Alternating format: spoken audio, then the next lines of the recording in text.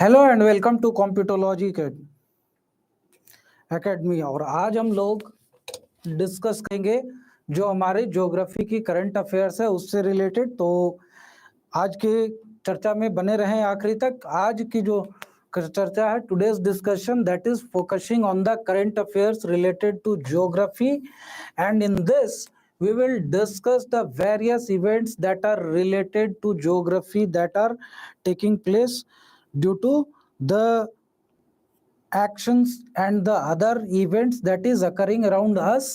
And here in this, the first thing we will discuss is the UNESCO's tentative list additions from India. So whatever the sites, whatever the relates that are added in the tentative list.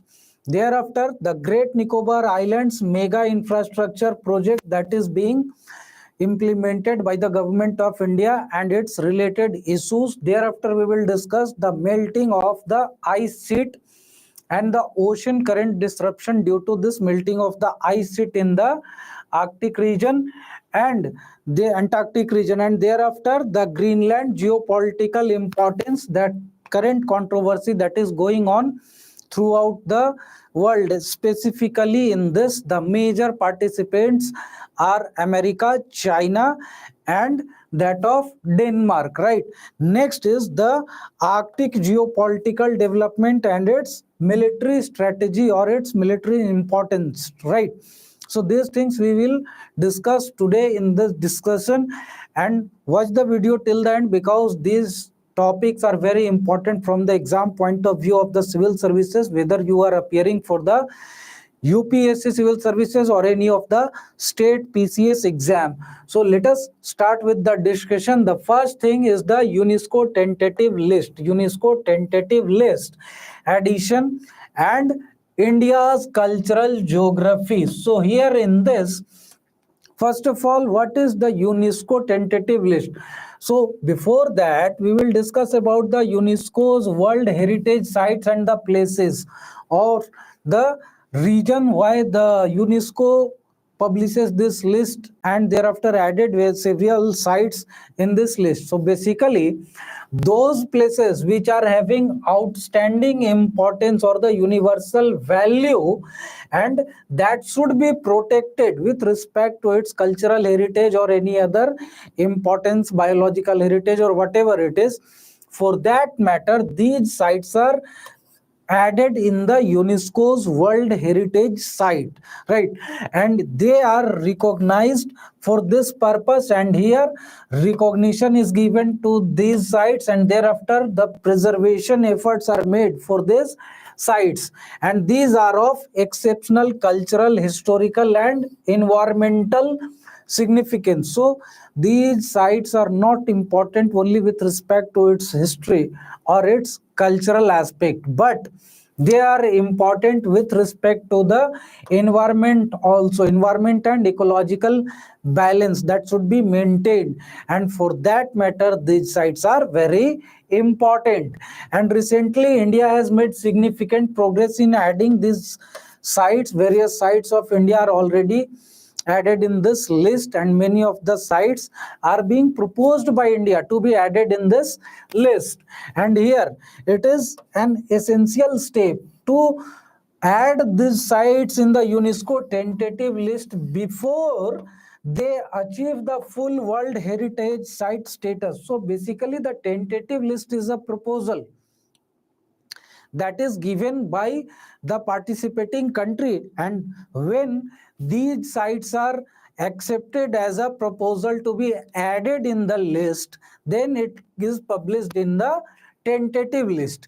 And this tentative list have added 6 sites from India, and these 6 sites are, first one is the Kange Valley National Park that is in Chhattisgarh, right? And these new additions were made on March 7th. There's new additions were made on March 7th, 2025. And these sites may be asked in the question, and if the final list is published before that of the prelims examination of UPSC, then definitely they will be in the question, right? So here the first is the Kangen Valley, that is national park, that is in Chhattisgarh. So there may be question, the Kangen Valley National Park is in which state? So this type of question may be there. So it is a significant biodiversity hotspot in central India. So the biological diversity, that is different types of species of plants and animals, that is flora and fauna, are found over here. And it is also home to limestone caves and dense tropical forests, right? So here the limestone caves are also found, that is the karst topography is found over here, as well as different species of the tropical rainforest are also found over here, right? Next is Mudumal megalith minerals of Telangana. Mudugal megalith minerals, right? So these megaliths are of ancient time, prehistoric time. Basically these are stone monuments that are found in this region, and they date back to thousands of years before present. Megalith or the monoliths, right? So here the importance of this is that it is will give us insight for understanding the early human settlement in the Deccan region. What was the lifestyle of these people, how they were generating their livelihood, what was the major activities they were performing.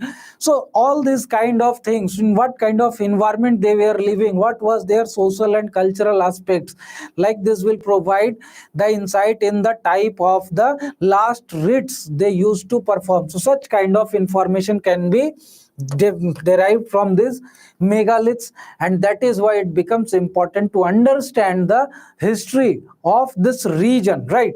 Next is Asokan edict sites, and this falls in multiple states. This is not limited to any single state, but the Asokan edict sites are dispersed in several states, and that's why it becomes very important, right? And these are the rock and pillar inscriptions by the Emperor Asoka. So basically, when Asoka was trying to spread Dhamma throughout the world, so whatever his was reach, and how far whatever he was able to reach out, he tried to spread Buddhism, that is the Dhamma, throughout the region. And in this, he tried to spread his Dhamma through the rock edicts and pillar edicts.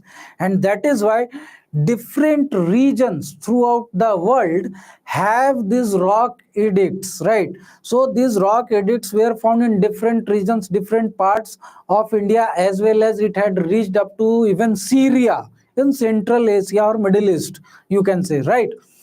So these are again the cultural heritage of India of ancient period, and how Asoka was trying to spread Buddhism, what was the nature of its spread, how far it reached out. These can be ascertained from these rock edicts, or even the teachings that were there in these rock edicts, right?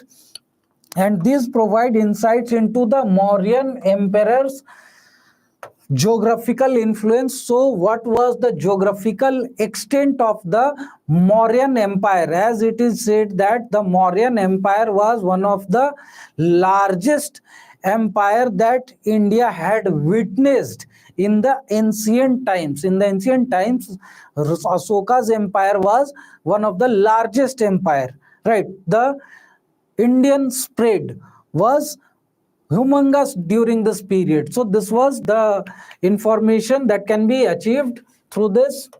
Next is Chausat Yogini temple in Madhya Pradesh and Odisha. So basically the Chausat Yogini temple have a structure of circular outlay, and they are dedicated to the Tantrism.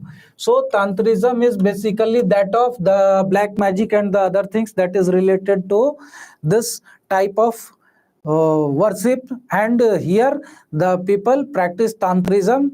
This type of activity is found in every religion, you can find it out.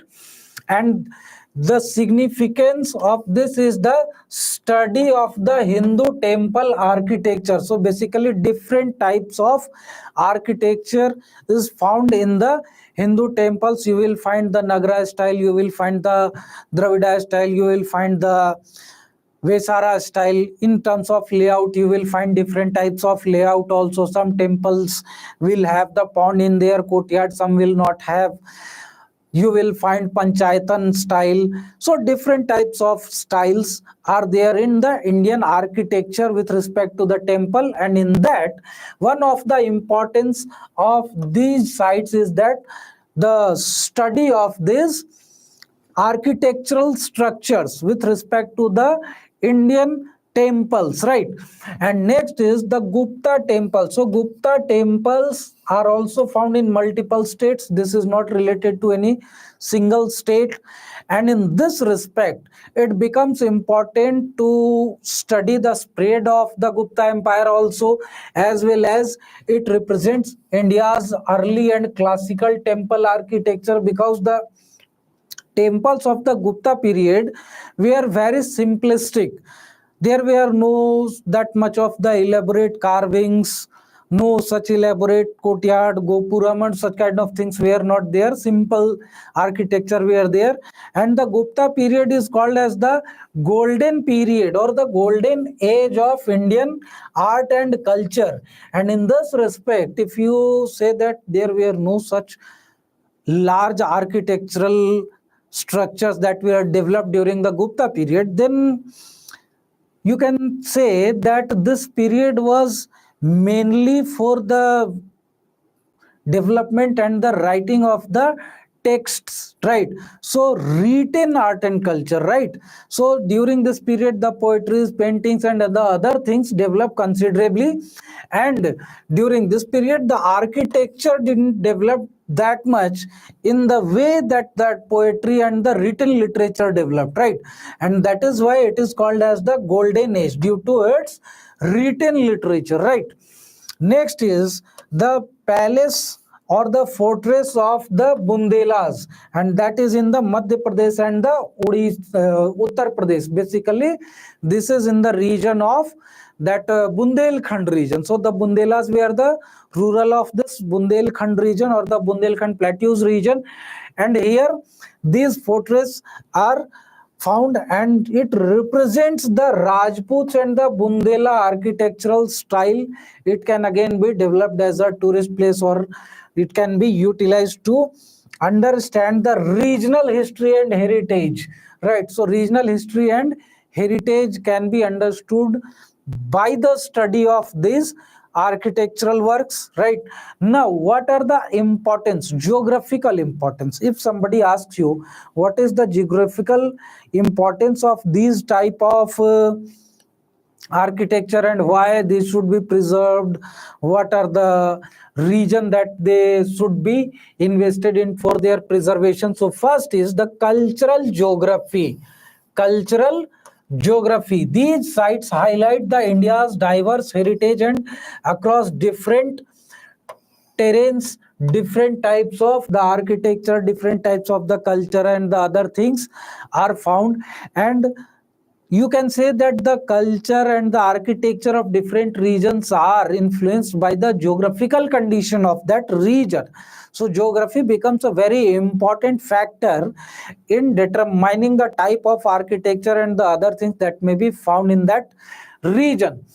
Next is tourism geography. So in these regions, if these sites are developed and recognized as the UNESCO World Heritage Site, then they will bring about, or they will attract, large number of tourists. Potential economic benefit from the increased international tourism can be achieved from these sites, can be derived from these sites, and this will ensure the regional development of these regions also. So this is again a huge benefit. Next is the conservation challenges. Conservation of these sites is also needed because they reflect our historical facts and the other things, and they are a kind of historical asset with us, right? So the issues of urban encroachment, climate change impact, and the sustainable heritage management, all these things can be addressed after addressing the problems of these sites, as well as preservation and conservation efforts will be designed accordingly for these sites. Next topic is the Great Nicobar Island mega infrastructure project and environmental concerns related with that. So the government of India has started a large scale developmental initiative aimed at improving the India's maritime trade and security. Maritime trade and security, this is the basic motive of the government of India for the development of this region or site, that is the island, Great Nicobar Island. However, it has raised serious environmental concerns among the environmentalists and the civil societies. Many of them are concerned that this may destroy the environment and the ecological balance of this island, and it may be problematic. And what are the concerns? First of all, we will discuss about the project components. What are the project components? So first of all, the government is going to invest 80,000 crore rupees in this project. A huge amount of money, large chunk of money is going to be invested over here. And this will be developed as a transshipment terminal in the Galathea Bay to boost the trade. Transshipment Bay, basically the large ships will bring about the huge consignments over here, and from there they may be distributed in the low draft ports of the surrounding region. That may be Southeast Asia, that may be that of India region, Sri Lanka, and the other regions, right, in the surrounding region. So basically this is going to be developed as a deep sea port as well as a transshipment port. So large cargoes will be brought over here, and thereafter in the small ships they will be distributed to different countries, right? It is a project where greenfield airport for regional connectivity is also being developed. So an airport is under construction in this region, and this will ensure the regional connectivity with the other islands. So in total more than 200 islands are over here, so this will ensure the regional connectivity. Also a modern township to support the industrial and residential development has also been envisioned. So here a modern township will be developed over here for the fulfilling the purpose of residential requirements of those people who will be employed over here, those who will be handling these projects as well as operationalizing these projects, as well as a tourism hub, a tourism hub to support this gas based, supported by the gas-based power plant is also being developed. So here first of all the tourism hub will be developed in this island, and thereafter to supply the power for different facilities a gas-based power plant is being developed, and definitely this gas may be derived from this Bay of Bengal region itself, that is the Krishna Godavari basin region, from where the gas extraction is already being developed, done, right? Now, what are the environmental concerns related to this project? The first is the deforestation. Approximately 130 square kilometer of the forest is going to be cleared. Dense forest, tropical forest is going to be cleared due to this project, and it is a huge chunk of forest, large size of forest, right? And this is going to be problematic for the regional environmental balance and ecological balance, as well as many of the indigenous tribes are going to be impacted from this project due to this project. So the tribes like Sopin and Nicobaris are going to face the potential displacement of these tribes is going to occur over here. And why?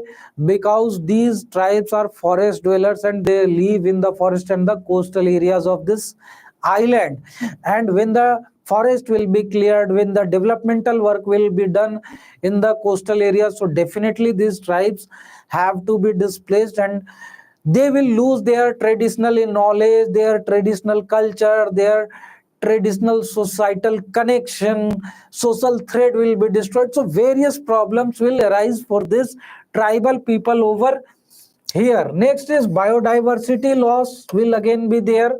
So the island is home to endangered species such as the Nicobaris, megapods and dugongs. So these biodiversity will be lost due to this project. They will be destroyed due to this developmental activity. They will have to either migrate or they will be endangered in itself, right?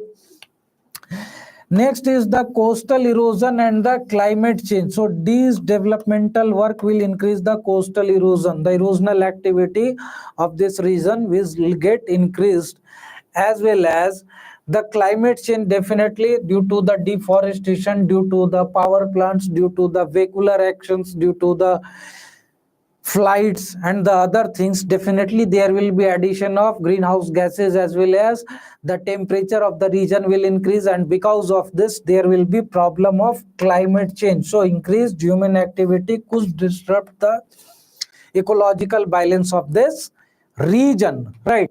Now the next topic is melting of Antarctic ice sheets and the ocean current disruption. So basically, more often than not, the Antarctic region is in the news due to its melting of the ice sheet, melting or breaking of the ice shelf. So such kind of problems go on in the region.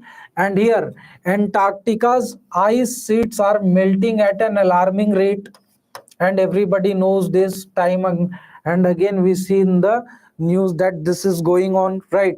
And again, it is affecting the global climate system. So basically they maintain the heat balance or the global heat budget, and when they will start melting, the global heat budget will get disturbed, and due to this the equilibrium will get disturbed, right?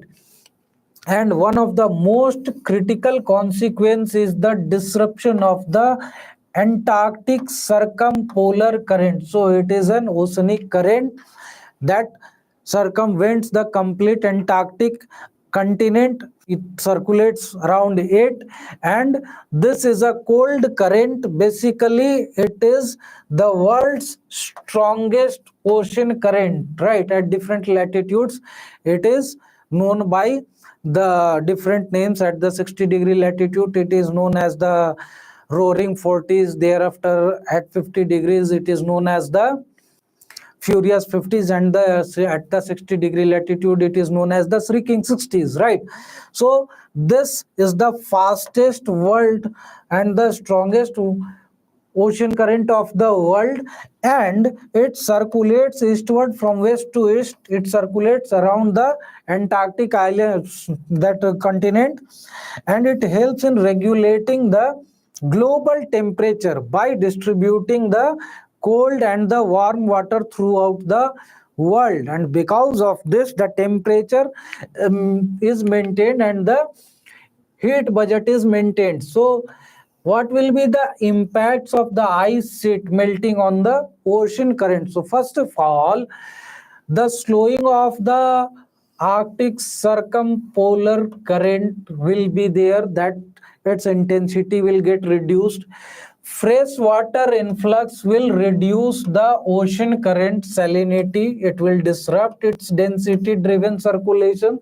So overall ferocity or the intensity of this current will get reduced. Then there will be disruption in the global climate also. It will also change. So here there will be change in the ocean current affecting the monsoon. First of all, India will be affected the most due to the changes in the monsoonal pattern, because the southeast trade winds get converted into the southwest monsoonal winds, and if this current will get impacted, then due to this the intensity of the southeast trade winds get disrupted, and due to this the Indian monsoon system will get impacted, as well as, and here the hurricane patterns will again change. So these hurricanes are more frequent in the America region as well as in the South China Sea region, and this will also get impacted. There will be impact on the marine biodiversity. Basically, the temperature of the ocean current will change, its intensity will change. So the krill population, a small size fish, very small size fish, that becomes the food for the larger oceanic creatures, that their population will dwindle, that will be reduced, and this will disrupt the whole marine ecosystem. Its decline will reduce the availability of the food for the other marine creatures, right? Next is the Greenland's geopolitical importance in the Arctic affairs. So again here, Greenland, an autonomous body or autonomous region of Denmark, and now it is in news very frequently, and this is in news because of the America's assertion in this region. So it is emerging as a major player in the geopolitics, and due to its strategic location and vast natural resources basically that is available in this region, it is becoming very important issue between the major powers. And what are the recent developments with respect to this? First is the US and the NATO are interested in this region. US has been strengthening its ties with the Greenland, and to counter China and Russia's influence in the Arctic region, US wants more of its stake in this region and its authority and the dominance in this region.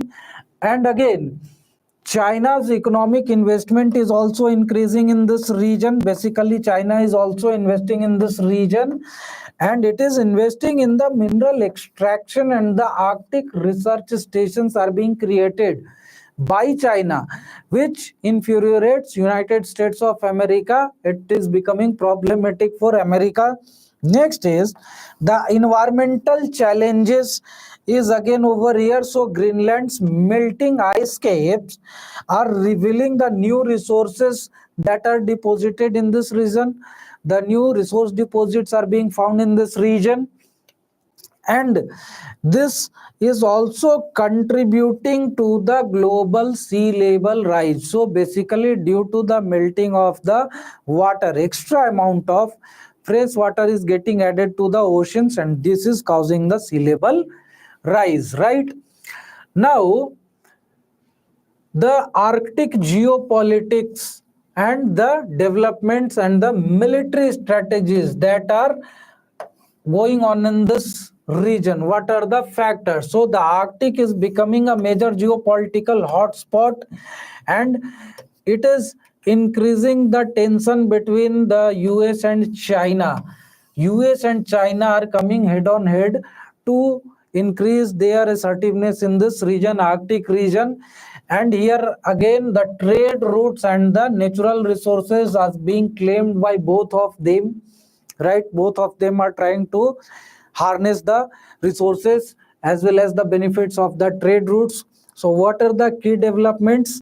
First of all, the US Coast Guards have increased the deployment. The US Coast Guards patrolling has been increased in this region to secure the Arctic water.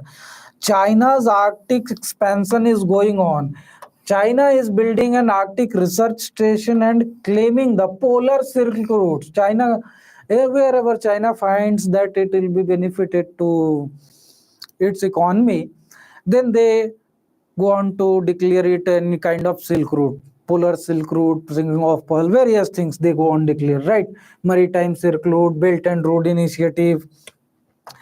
Russia's military activities are also increasing in this region, Arctic region, mainly expanding the Arctic military bases, and nuclear powered icebreakers are being used by Russia in this region to ensure the navigation throughout the year as well as to increase its assertion. And geopolitical and environmental challenges. What are the geopolitical and environmental challenges in this region? So first of all, new shipping routes are being developed, new shipping routes are being developed, right? So melting ice is opening the faster trade routes, that is the North Sea route and the Northwest passages, and these are the new trade routes. Resource war is going on in this region, resource war is going on in this region, right? So basically new resources are getting unearthed. So Arctic holds 13% of the world's undiscovered oil and 30% of the gas reserve. And you can understand this from this also, that most of the gas reserve and the oil reserve that is found in Russia, that is found in the Arctic Shelf region. Arctic Shelf region is the most productive region with respect to oil and gas for Russia even. And this is increasing the environmental risk in this region. So increased human activity threatens the polar ecosystem and the indigenous Arctic community of this region. They are facing the issue with respect to this, right? So this is the information. And what are the simple questions? The first question is, development of the tourism in any region ensures economic development of that region. Analyze. Next is, the developmental activities in the Great Nicobar Island should be done with due consideration of the ecological and disaster proneness of the region. Elaborate. So these are the two questions which are a kind of simple question related to this current affairs issues. And here one more information is that the JPSC book sets as well as the UPSC book sets in both Hindi and English medium is available from our institute. So if you want to harness the benefits of this notes or the books, you can go on to contact us on the contact details that is provided below. Here we finish off our current affair discussion today. Thank you very much. And if you have liked the video, then please go on to press the like button, go on to share the channel as well as subscribe the channel also. Thank you very much and have a nice day.